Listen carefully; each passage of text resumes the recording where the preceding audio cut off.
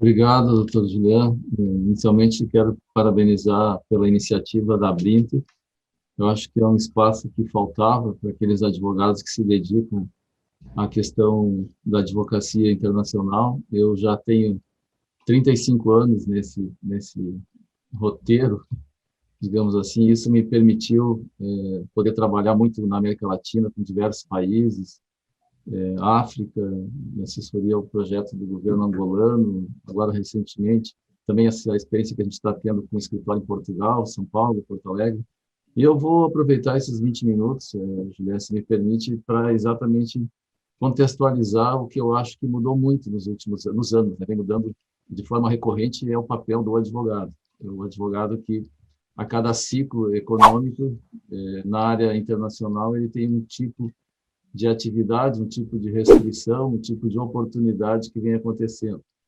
E eu acho interessante a gente fazer nesses 20 minutos que nós temos uma reflexão sobre isso, até pelo tipo pelo convite da minha palestra, que é as oportunidades, os espaços para o advogado internacionalista no período econômico pós-Covid. Eu fiz meu primeiro livro em 96, a minha formação de advocacia foi em 86 pela PUC Rio Grande do Sul, e eu me dediquei naquela oportunidade ao advento do Mercosul, que era exatamente as relações existentes entre os países, e uma das questões relevantes naquela época era exatamente as tarifas de importação que havia entre os países membros do Mercosul. Nós tínhamos, em média, no Brasil, em torno de 70% de imposto de importação contra a Chile, que adotava 11%. E muitas vezes os advogados eram procurados dentro desse contexto, quando o Brasil era um país extremamente fechado, para atividades, digamos assim, ligadas à aduana, em ações muito específicas, porque a margem de manobra da advocacia naquele momento ela era bastante reduzida. Em seguida, se começou uma discussão sobre a ALAD, Associação Latino-Americana de Integração, a formação dos acordos entre os países, e aí começou a se desenhar um espectro de advocacia, de espaço para as empresas, ligado a convênios que estabelecia país a país, chamados acordos bilaterais, que tinha classes entre os países, exemplo, Brasil e Argentina, tinha um posicionamento bastante diferente. E aí começa a surgir as primeiras normas no contexto europeu, da formatação de um projeto comunitário de países e, logicamente, um projeto comunitário jurídico, institucional que se trabalhava. Nesse momento, começa também a surgir no Brasil as importações chinesas, né? Ainda de forma muito tímida, e o início de um espaço da advocacia que eram oportunizar projetos de dumping, contra a formação de preços bastante reduzidos que a gente tinha em algumas questões. E aí começa também um novo ciclo, foi um ciclo de muitas oportunidades, que foi o ciclo do início das joint ventures. O Brasil, eu mesmo trabalhei com diversas empresas italianas, espanholas, perdão, e nós começamos a observar ciclos específicos por setores. Então, teve o setor da alimentação, teve o setor da telecomunicação, com a entrada da telefônica na Espanha, aqui no Brasil, a implantação do mecanismo da telefonia celular. Mas esse processo das joint ventures ele se focou muito na legislação em relação a empresas europeias e empresas brasileiras ou latino-americanas, mas especialmente o Brasil, na formação dessas, alguns casos da Europa, mas até porque o modelo que os Estados Unidos adotavam era um modelo basicamente de aquisições, nunca era, naquele momento, fusões, eram mais aquisições de empresas que vinham se fazendo. Aí começa a se desenhar, no meu entendimento, uma política de empresas globais, ou seja, nós saímos então de um modelo de aquisições e de alguns casos joint ventures ou fusões em diversos níveis e começa a se construir o desenho de empresas globais e começa a surgir a formação dos clusters, principalmente os clusters chineses, quando nós começamos a ter um ingresso de indústrias, na Argentina aconteceu isso bastante, eu acompanhei muito esses clusters em relação ao mercado espanhol, a cidade de Saragoça, por exemplo, em função da posição geográfica, há uma tendência muito forte das empresas chinesas em fazerem expansão através desse formato de várias empresas, e nesse ínterim começa também a haver uma redução de tarifas, ou seja, aquele movimento internacional que estava havendo entre as empresas, começa esse processo de tarifa e também começa a ampliação, já entrando aí nos anos 2010, 2015, 2012, aos negócios online. E aí, um dado interessante para a gente entender essa questão também, eu estou tentando encaminhar aqui um raciocínio no sentido da advocacia enquanto oportunidade. A China começa por parte daquelas empresas que, em algum momento, estabeleciam as suas joint ventures, as suas fusões, elas começam a fazer um processo de conduzir algumas áreas de oportunidade, principalmente na indústria, para o território chinês. Aí, isso fez, logicamente, por uma razão econômica, isso, basicamente redução de custos ou um projeto de internacionalização dentro dessas empresas, sem considerar nível estratégico de empresa ou de indústria. Simplesmente transferiam as suas produções para a China, especialmente a indústria. Eu acompanhei isso em diversos setores da atividade. Paralelo a esse processo, começa a surgir no âmbito europeu, já um desenvolvimento bem mais evoluído, o conceito do direito comunitário e também, na sequência, a aplicação de normas ambientais. E também, na sequência, os controles contábeis entre empresas de classe mundial, e aí nós começamos a ter a inserção do CAD através de registro desse mapa todo que estava se formando. Então, essa série de situações, logicamente, gerou e vem gerando, evidentemente, oportunidades para diversos níveis dentro da advocacia. O que a gente percebe dentro desse ambiente todo é exatamente que não há uma relação institucional jurídica parametrizada igual em todos os ambientes. Nós temos que, então, e o advogado vai entrando dentro desse modelo e desenvolvendo a sua atividade. Esses controles contábeis levam o mundo a um controle financeiro completo, orientado basicamente por uma política monetária americana. E aí vem o processo da pandemia, e essa pandemia traz a percepção muito clara que aquela trajetória que foi feita dentro do ambiente industrial fez com que as atividades mundiais, digamos assim, se dessem conta do nível de concentração de muitos desses clusters na própria China. É o que aconteceu na questão dos laboratórios, quando a gente nasceu na China e na Índia, quando nós nos demos conta ali, ainda no início desse ano, que boa parte dos países não conseguiriam ter as suas vacinas em função da falta de elementos importantes na formatação desse produto.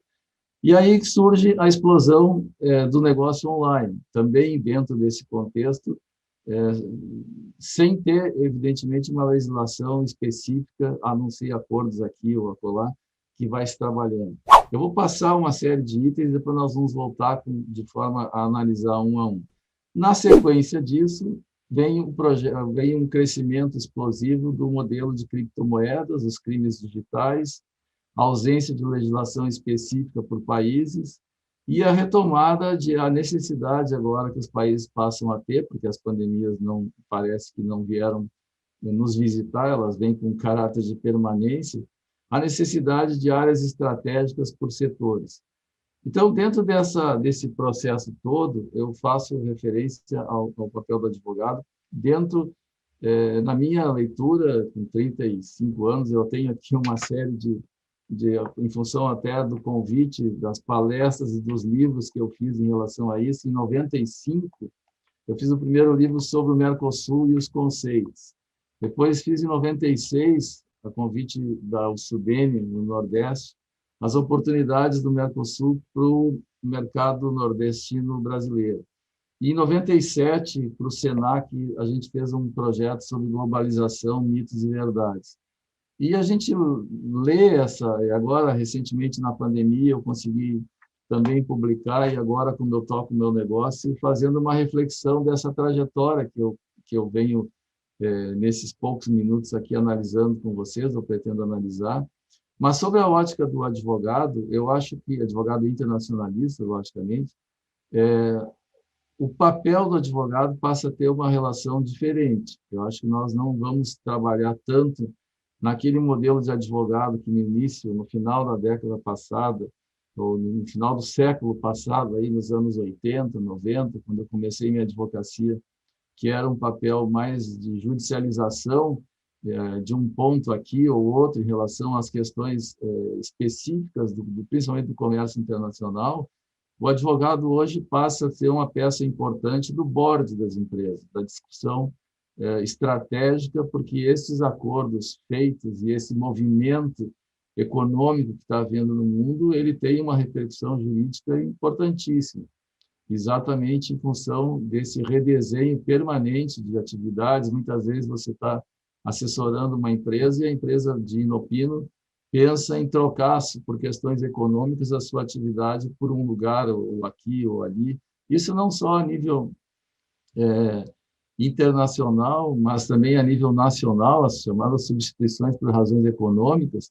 E o advogado tem o dever, na medida em que ele está inserido nesse movimento econômico jurídico, de perceber, de orientar os seus clientes nessa relação. Eu, nesse momento, como advogado que atuo nesse ambiente de negócios internacionais, fico bastante preocupado, por exemplo, com a questão embora já tenha sido abordado e será abordado na sequência, os crimes digitais, a questão dos cripto.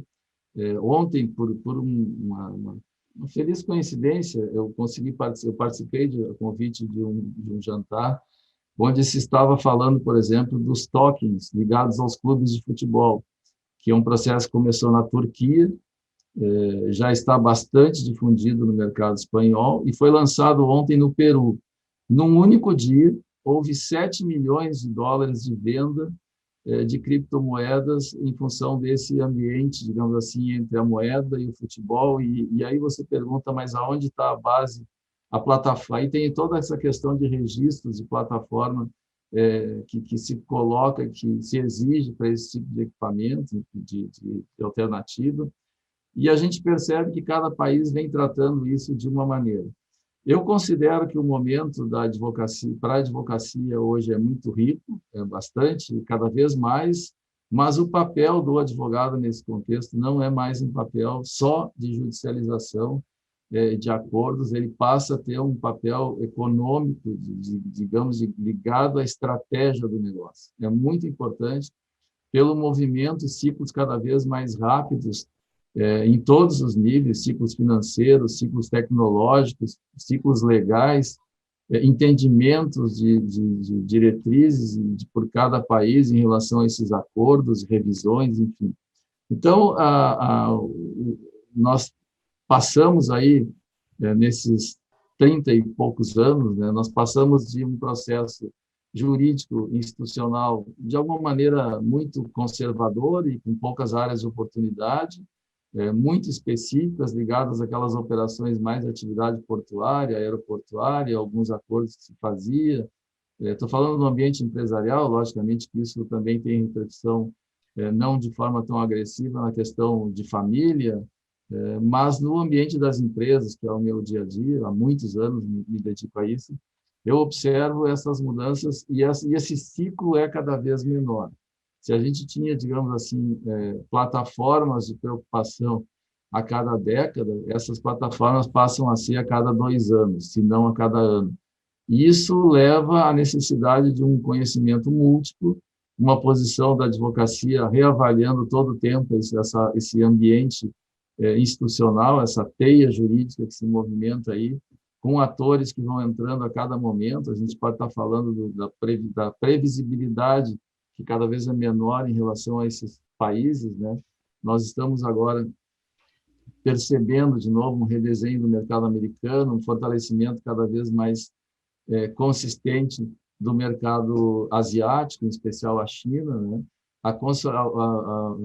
A ampliação do chamado caminho das sedas, aí, a China investindo através de infraestrutura e parcerias público-privadas, que, na verdade, não são parcerias, são quase aquisições de infraestrutura e de oportunidades, sobretudo ligado à infraestrutura que a China vem fazendo.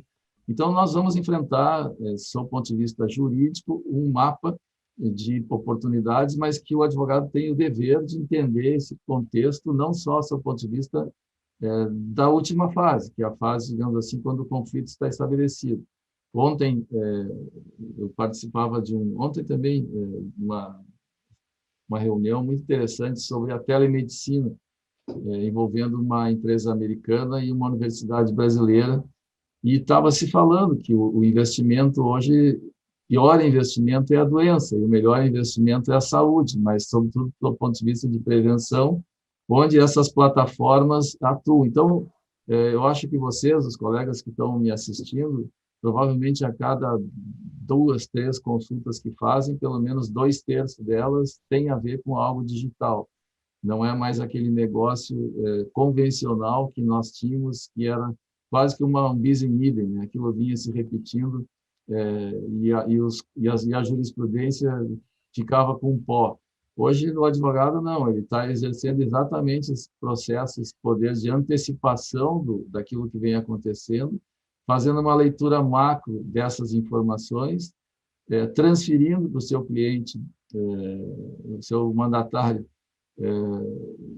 toda a dimensão disso e orientando esse espaço. Eu acho que aqui está o grande espaço da advocacia, e eu estou chegando aos meus 20 minutos, tento fazer, então, um resumo. Acho que é um papel muito interessante, muito rico, muito inovador, mas com um desafio absurdo, que é a gente entender esse movimento muito veloz que a informação vem provocando, e essa ação disruptiva na estrutura jurídica, de alguma maneira, país a país. Eu acho que isso é um processo que vem muito agressivo.